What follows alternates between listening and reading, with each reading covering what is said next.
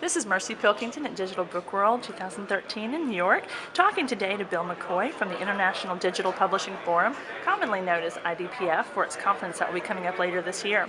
Mr. McCoy, you were going to talk to us a little bit this morning about EPUB and what we can hope to see in this coming year for that platform. Right.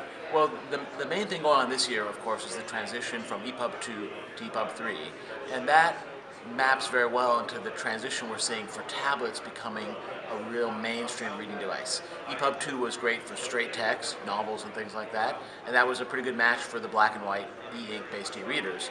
And now with tablets, with color, with interactivity, with video, you have a whole new rich set of capabilities. HTML5, which is what EPUB 3 is based on, is what gives publishers the ability to target those rich capabilities, whether that's with ebooks via EPUB 3, whether that's with websites or apps, however you want to make your content. You know, in the old days you might have used Flash to make it. Well, Flash has kind of gone by the wayside. Now HTML5 is really the core technology that lets you get your content out in those rich, engaging ways. And is there any concern with compatibility as we move forward?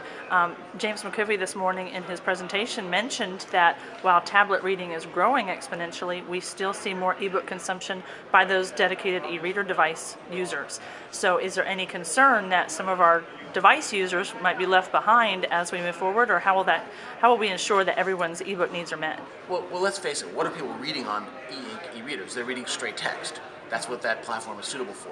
And that straight text content, EPUB 2 has become the predominant format for it, and it'll stay there. There are some improvements in the new version of EPUB 3, but there are subtle things like MathML for mathematics markup, which you're probably not going to see in your average novel anyway.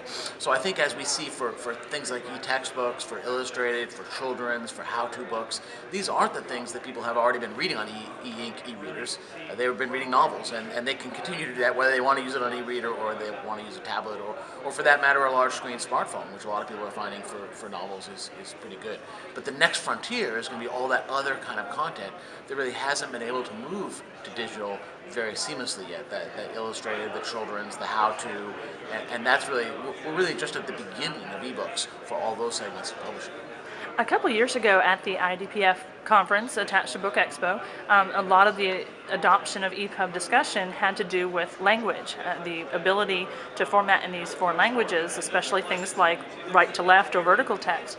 And now that we're seeing such a push this year for globalization from our publishers and the international rights, how is that preparation already been made? How is EPUB already ready for that?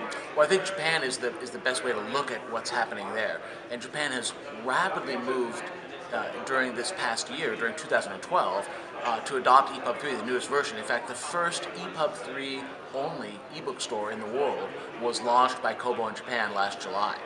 Rakuten, who's the Japanese company that owns Kobo.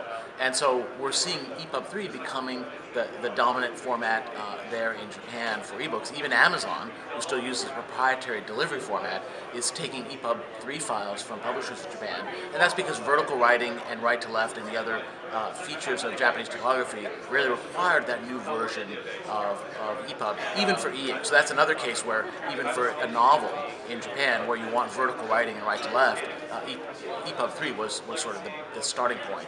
And so I think we're going to start seeing now the Middle East, other geographies, China, moving to this HTML5 web standards-based approach via EPUB 3 from proprietary formats or from, of course, just sticking with paper. And of course, one of your main roles, how we've met, is your involvement in the IDPF conference that will take place attached to Book Expo. So what can we expect to hear about? We've seen product device launches, we've seen formal adoptions of new platforms. What can we hope for this year from IDPF? Right, well Digital Book 2013 at Book Expo, which will be May 29th and 30th, the Monday and Tuesday of that conference week, is going to be a great show.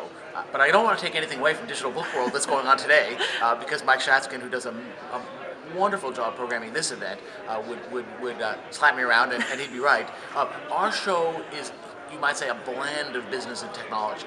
It's not just for the geeks, but it's not just for the suits. We try to bring together what's going on in the technology world and what's going on in the business world of digital books. And also, it's not just for straight trade book publishers.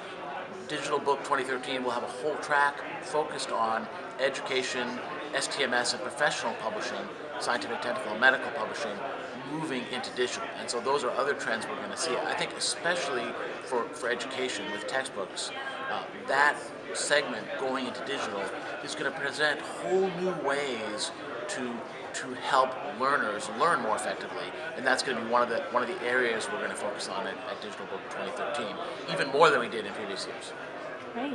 Thank you so much for your time again here at Digital Book World 2013. This is Mercy Pilkington for Good e-Reader. Always a pleasure, Mercy. Thanks.